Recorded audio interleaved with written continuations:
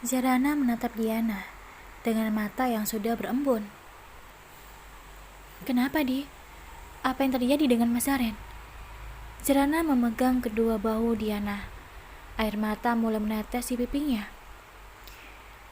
Diana nggak tahu pasti, Mbak. Cuma barusan Mas Ipan kirim pesan. Katanya lagi di jalan ke rumah sakit. Jawab Diana tak kalah panik. Kita ke rumah sakit sekarang, Di. Mbak khawatir terjadi sesuatu sama Mas Daren. Pinta Jarana. Diana mengangguk, lalu mengambil kunci mobil yang terletak di atas meja. Mereka berdua dengan tergesa keluar dari butik setelah berpamitan dan menitipkan butik pada karyawan. Diana menyetir dengan perasaan tegang. Bahkan tangannya sedikit gemetar saat menyetir. Tenang, Di. Jarana berusaha menenangkan Diana, meskipun sebenarnya hatinya diliputi ketakutan yang luar biasa. Tak lebih dari setengah jam, Diana dan Jarana sampai di rumah sakit. Diana langsung menelpon Ipan untuk menanyakan keberadaan ruangan Daren. Setelah Diana mengetahui kamar Daren, mereka pun bergegas menuju ruangan tersebut. Saat sampai di ruang rawat, Jarana dan Diana mendapati Daren sudah sadar. Hanya saja keadaannya tampak lemah. Jarum infus tercantap di lengannya. Mas, kamu kenapa? Jarana menghampiri Daren, duduk di sampingnya dan menggenggam tangan suaminya itu. Matanya sudah tak sanggup lagi menahan buliran hangat yang ditahannya sejari tadi. Kata dokter, kondisi tubuh Daren drop, kurang asupan juga anemia. Ipan menjelaskan, sementara Diana berdiri di samping Aji. Kenapa bisa seperti ini, Mas? Apa Mas gak jaga pola makan? Tanya Jarana lembut. Tangannya membuka pelan wajah Daren yang nampak pucat. Sudah 2 hari ini, Daren berangkat kerja tidak sarapan. Sampai kantor juga langsung sibuk, jadi sepertinya terlupakan. Lagi-lagi Ipan yang menjawab, karena Ipan tahu persis keadaan Daren. Mendengar penuturan Ipan, Jarana menjadi merasa bersalah. Dia merasa seharusnya Jarana lah yang bertanggung jawab atas kesehatan sang suami. Namun karena terlanjur sakit hati, Jarana mengabaikan kewajibannya tersebut. Maafin Jara ya, Mas. Gara-gara Jarana pergi dari rumah, Mas jadi seperti ini. Tutur Jarana penuh penyesalan. Daren menggeleng pelan. Enggak, itu semua bukan salah kamu. Masnya aja yang gak bisa jaga kesehatan. Jarana semakin tergugu. Ia mendekap erat tangan Daren, lalu menciumnya. Karena merasa risih berada di ruangan itu, Ipan pun pamit untuk menunggu di luar ruangan. Lalu disusul Diana yang juga ikut keluar. Hanya Aji dan Jarana yang masih ada di dalam. Gak usah kasih tahu Mama ya, Pak. Nanti malah khawatir. Daren gak apa-apa kok, pinta Daren pada Aji. Aji mengangguk. Ia tahu betul bahwa Daren tidak ingin membuat mamanya cemas akan keadaan dirinya. Pa, Zara nemenin Mas Daren di sini. Kalau Mama nanyain, bilang aja Zara sudah kembali pulang ke rumah. Tutur Jarana pada Aji. Lagi-lagi Aji mengangguk mengerti. Daren memang diminta untuk menginap di rumah sakit. Biarkan Pak Daren dirawat di sini semalam saja. Kalau besok sudah lebih baik, bisa langsung pulang, ujar dokter saat memeriksa tadi. Menjelang sore, Aji, Ipan, dan Diana pamit untuk pulang.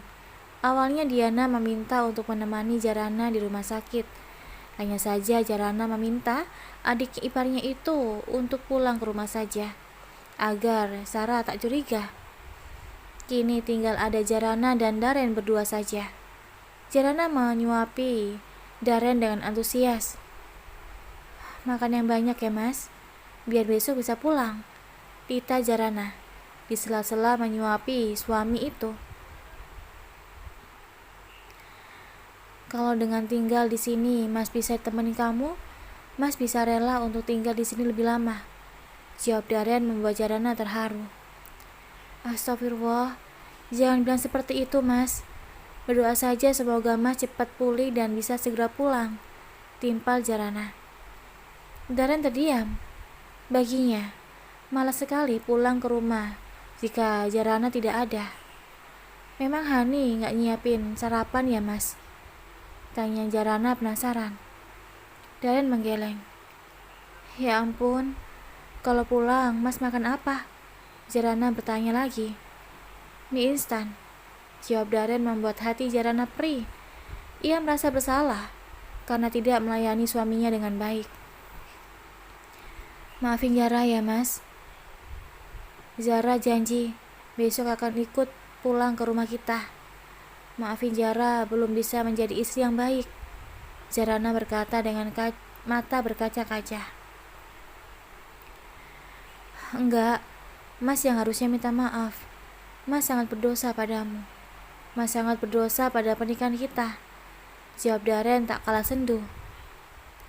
Sudah ya Mas, sekarang lebih baik Mas sembuh dulu, biar besok bisa pulang. Jarana tersenyum, menggenggam tangan Darren. Darren pun balas tersenyum. Kehangatan mereka terganggu saat ponsel Darren menjerit. Jarana mengambil gawai yang terletak di atas meja itu, lalu menatap layarnya. Siapa? Tanya Darren yang melihat ekspresi Jarana berubah seketika. Hani. Jarana mengulurkan ponsel itu ke tangan Darren. Darren menerimanya dan langsung menggeser tombol untuk menerima panggilan. Meski bagaimanapun, Darren tak ingin membuat Hani cemas karena Darren tak memberi kabar sama sekali. Mas, kamu kemana? Kenapa jam segini belum pulang? Suara Hani langsung terdengar saat Darren menempelkan benda pipi itu di telinganya. Mas ada di rumah sakit. Tadi pingsan, tapi gak apa-apa kok. Besok juga pulang. Jawab Darren dengan nada pelan. Ya ampun Mas, kok bisa pingsan segala? Kamu di rumah sakit mana? Biar aku ke situ.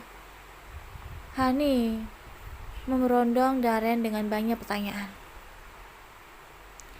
Gak perlu, di sini sudah ada Jarana. Lagian, gak baik ibu hamil berada di rumah sakit lagi musim wabah seperti sekarang ini. Lebih baik kamu tunggu di rumah. Jangan lupa rapikan dan bersihkan rumah. Besok aku pulang. Darren menjawab dengan panjang lebar. Hani hanya bisa menurut. Percuma juga dia berdebat karena akan tetap kalah dengan dalih sedang hamil.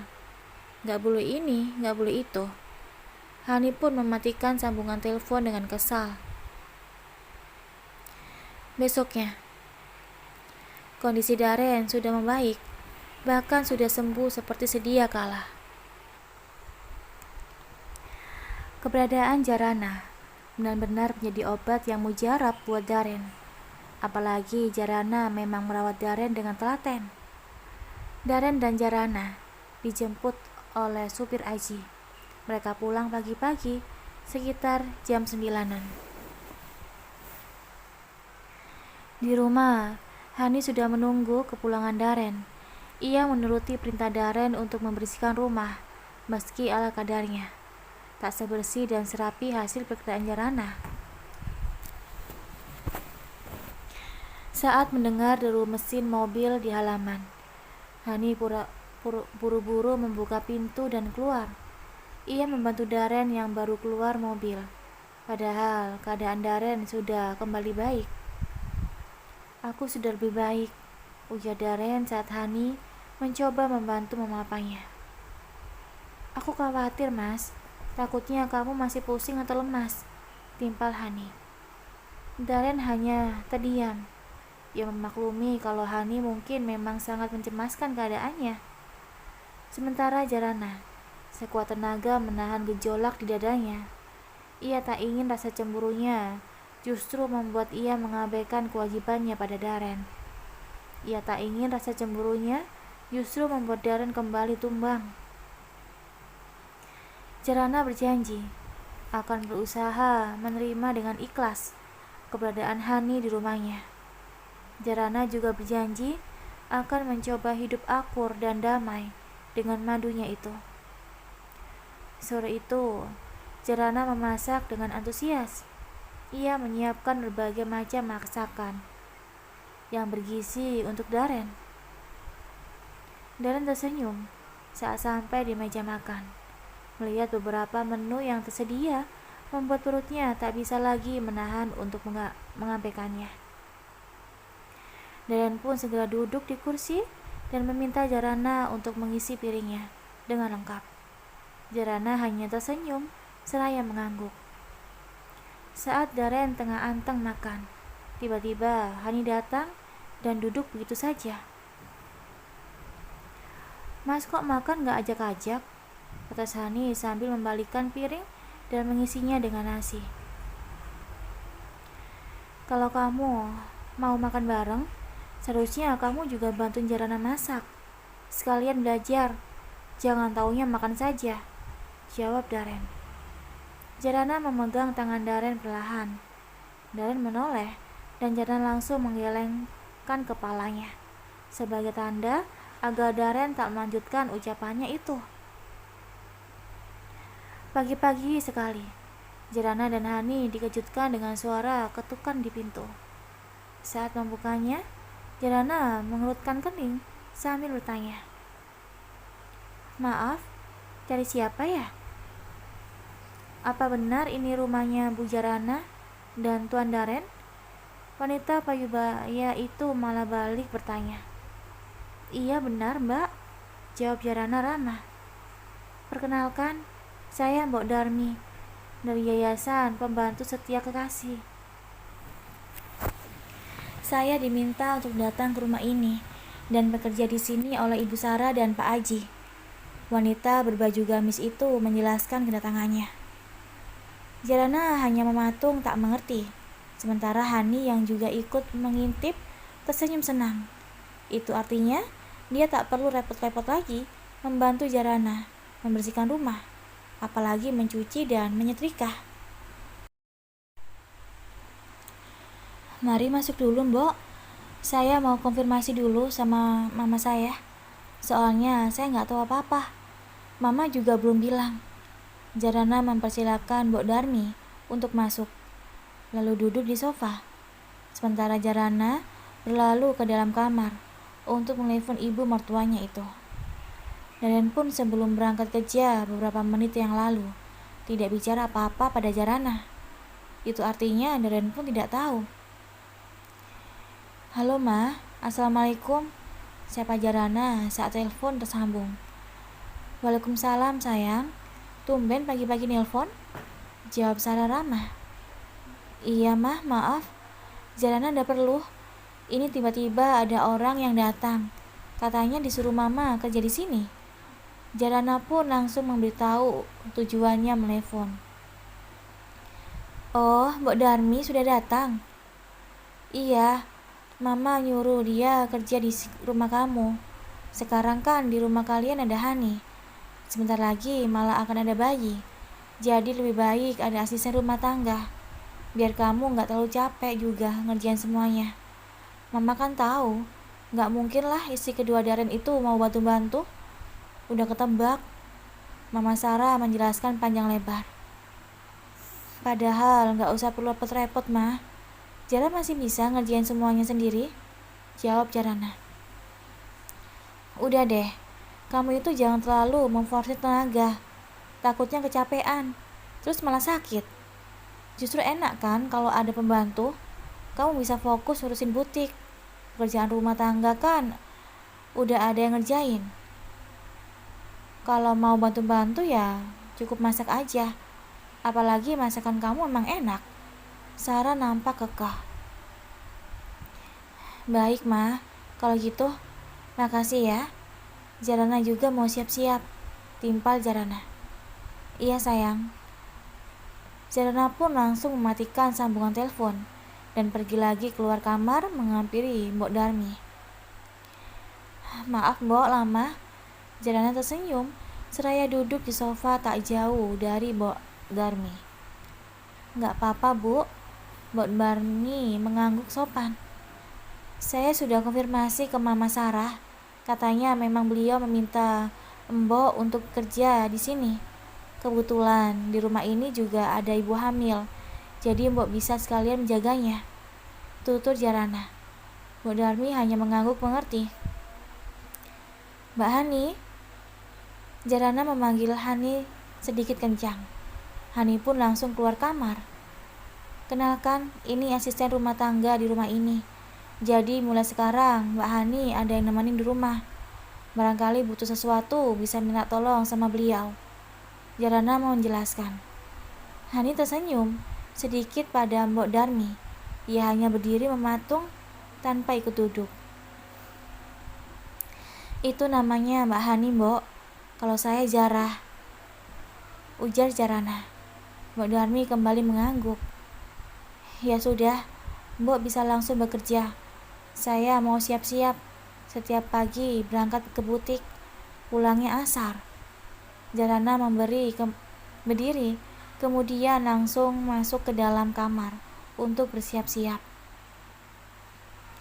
Sejak ada Mbok Darmi di rumah Jarana menjadi lebih santai. Tak perlu mengerjakan ini itu sendirian. Seperti sesekali, Jarana tetap membantu membersihkan rumah. Kalau urusan memasak, itu tetap dikerjakan Jarana, karena Daren tak ingin masakan orang lain. Suasana rumah yang dulu sepi karena hanya ada Daren dan Jarana, kini tampak lebih ramai setelah adanya Mbok Darmi dan Hani. Hani pun beruntung, sudah tak terlalu banyak tingkah. Mungkin karena kehamilannya semakin lama semakin membesar, dia pun bahkan sudah off total dari pekerjaannya, hingga setiap harinya hanya berdiam diri di rumah. Sesekali tetap keluar untuk nongkrong bersama teman-temannya. "Mas, malam ini temenin Hani tidur ya. Kasihan dia hamilnya sudah mulai besar," kita Jarana pada Daren saat mereka selesai melaksanakan sholat maghrib berjamaah. Daren terdiam sejenak. Meskipun akhirnya tetap mengangguk, Daren memang sudah mulai membiasakan diri tidur bergantian dengan Jarana dan juga Hani. Namun untuk urusan hubungan suami istri, Daren belum sanggup melakukannya dengan Hani. Alasan kehamilan selalu Daren gunakan agar tetap bisa menolak hubungan tersebut. Mbok Darmi sebagai orang baru yang tinggal di rumah itu merasa aneh dengan kehidupan mereka bertiga. Hidup satu atap dengan dua istri, pasalnya memang masih menjadi hal tabu di kalangan masyarakat. Namun Mbok Darmi merasa sangat kagum pada ketegaran hati Jarana dan ketulusannya. Meski Mbok Darmi bisa melihat kalau Hani memang tak begitu menyukai sosok kakak madunya itu. "Mas, besok anterin aku kontrol kandungan ya," pinta Hani manja saat mereka sedang menikmati makan malam. Daren mengangguk tanpa banyak berkomentar. "Rasanya aku sudah gak sabar pengen lihat perkembangan bayi kita." Hani mengelus perutnya yang sudah sedikit membuncit sambil tersenyum. "Ternyata seperti ini ya rasanya mau menjadi seorang ibu," lanjutnya lagi. Jarana yang menyimak hanya tersenyum meski hatinya sakit bahagia tercabik. Namun ia berusaha menunjukkan kebahagiaan untuk suami dan madunya itu. Jika bayi itu sudah lahir kelak, bayi itu pun merupakan bagian dari keluarga ini dan kehidupan mereka. "Mbak Zara belum ada tanda-tanda hamil kah?" Hani menatap Jarana meremehkan. Jarana sempat bersiap, meskipun akhirnya menggeleng pelan. Daren yang merasa kelakuan Hani sudah terlaluan hanya menatap Hani tajam. Perihal kehamilan itu bukan kita yang menentukan, tapi itu mutlak hak yang maha kuasa. Jika dia belum berkehendak, tugas kita hanya terus berusaha dan berdoa. Untuk hasilnya, serahkan saja padanya. Mbok Darmi yang sedang membersihkan area kompor dan membersihkan peralatan bekas memasak hanya melirik Jarana dengan iba. Sebagai seorang wanita yang ditakdirkan tidak bisa mempunyai keturunan, Mbok Darmi bisa merasakan perasaan Jarana. Padahal usia pernikahan Jarana memang terbilang cukup muda, belum ada setahun. Sedangkan di luar sana, banyak pasangan suami istri yang baru dikarunia keturunan pada usia pernikahan lebih dari 5, bahkan ada yang 10 tahun. Mas, aku sudah selesai. Jarana mengelap mulutnya dengan tisu. Ke kamar duluan ya, mau langsung istirahat. Jarana bangkit dari kursinya dan berjalan sendu menuju kamarnya. Daren merasa langsung tak enak pada istrinya itu. Daren pun akhirnya mengakhiri makan malam yang belum dihabiskannya itu dan hendak bangkit menyusul Jarana. Mas, kamu mau kemana? Protes Hani menyekal tangan Daren. Mas mau ke kamar sebentar, jawab Daren tanpa senyuman. Ingat loh, malam ini giliran temenin aku, Hani mengingatkan tegas. Iya, Mas juga ingat. Daren pun melanjutkan langkahnya. Ia sempat berdiri sejenak di depan pintu kamar Jarana yang tertutup. Sesaat kemudian membuka perlahan pintu itu. Terlihat Jarana sedang membaca Al-Quran kecil. Daren tersenyum kemudian menghampiri dan duduk di samping istrinya. Tak perlu tersinggung dengan ucapan Hani ya, pinta Daren pada Jarana. Tangannya mengelus punggung Jarana lembut. Gak apa-apa mas, dia benar kok, aku memang belum hamil. Jarana berkata sendu, wajahnya tertunduk dalam. Hanya belum waktunya. Kalau sudah waktunya nanti kita banyak. Katakan mau berapa? 5, 6, atau 11? Daren malah menggoda Jarana. Masih? Jarana tersenyum kecil. Sini. Daren membawa tubuh Jarana dalam dekapannya. Dikecupnya lembut puncak kepala istrinya itu. Mas, bagaimana kalau sampai kapanpun aku ditakdirkan tidak bisa mempunyai anak? Apa Mas akan meninggalkanku? Tanya Jarana pelan dalam pelukan Daren.